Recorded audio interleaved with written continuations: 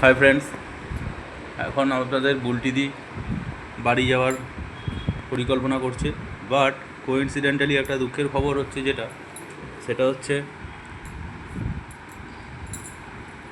তোমাদের বুলটিদির একটা অস্বাভাবিক কাণ্ড ঘটিয়েছে কালকে।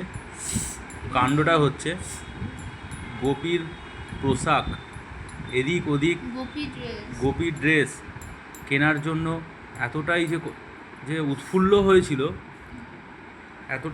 হয়েছিল, কোনটা ছেড়ে কোনটা কিনবে বুঝে উঠতে পারছিল না। আকাশের দিকে তাকিয়ে তাকিয়ে দোকানে ঢুকছে, ডান দিক বাঁ দিক সবার সখীদের ড্রেস দেখতে দেখতে ঢুকছে। আর কীরকমভাবে বলবো, ঘটনাটা তো তুমি ঘটিয়েছো। পরে যখন ঢুকতে গেছে, গিয়ে কোনটা ছেড়ে কোনটা নেবে এই করতে গিয়ে পা ফাটিয়ে ফেলেছে। একটা দোকানে ঢুকতে গিয়ে হোঁচট খেয়ে টাইলসে পা কেটে গেছে। দেখো, কালকে প্রচুর রক্ত বেরিয়েছে। এই নিয়ে আমি পুরোটা ঘুরলাম, তুমি ভাবতে পারছো। এই নিয়ে মায়াপুর হলো, নবদ্বীপ ঘোরা হলো, সব মন্দির মঠ সব দর্শন করেছি। এই পা নিয়ে ঘুরিয়ে বলো। বাইকে খুব কষ্ট। বাইকে তো সব নয়, হেঁটে হেঁটে তো বাইকে না হয় গন্তব্যস্থলে পৌঁছেছি, তারপরে তো মঠগুলো মন্দিরগুলো সব তো ঘুরেছি নাকি। এই পা নিয়ে হেঁটে হেঁটে ব্যান্ডেজ করে কি অবস্থা, পায়ে খুব ব্যথা। কিছুই না, গোপীর ড্রেস কোনটা ছেড়ে কোনটা নেবে এই নিয়ে কনফিউশন হয়ে গেছে।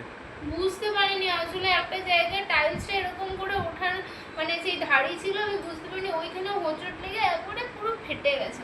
আর রক্তই বন্ধ হচ্ছিল না কালকে, তখন নিয়ে বরফ দিয়ে। আচ্ছা, ফাইনালি কি তুমি গোপীর ড্রেস কিনেছো? হ্যাঁ, কিনেছি। সেটা অনেক পরে কিনেছি, কালকে কিনেছি। আমরা বাড়ি ফিরে দেখাবো। অলরেডি আমরা লাগেজ প্যাক করে নিয়েছি, আমাদের রুম ছাড়ার সময় হয়ে এসছে। আমরা এখন এখান থেকে ফিরবো নবদ্বীপ থেকে হাওড়া, এখান থেকে নবদ্বীপ যাব। মায়াপুর থেকে লঞ্চে করে নবদ্বীপ যাব, নবদ্বীপ থেকে ওই তো বাইক তো লঞ্চ নয়, ঠিক নৌকা করে যাব, নিয়ে আবার ওই ওখান থেকে নেমে বাইকে করে হাওড়া। ওখান থেকে কিলোমিটারটা অনেক কম, 119 কিলোমিটার।